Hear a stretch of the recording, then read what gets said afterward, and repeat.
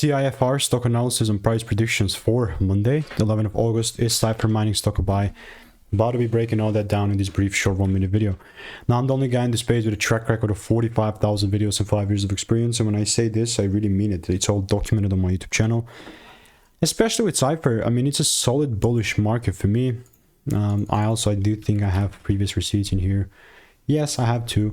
But other than that, it's still sort of going down. Doesn't take away from the fact that it's in a bullish range. But if I'm really looking for longs, the price would need to break above 532. Not just once, but like in a double break way, right? And only if that's met, only then I'm going to look to take things further up and buy. Other than that, this would rather just always just be noise, right? Like I'm not going to just try and force trades on random. But that would just kind of solidify that the price really wants to go up if it's already breaking structure up. So if you want to stay tuned and get free money making emails and insights, click the first link in the description and I'll continue to keep you updated.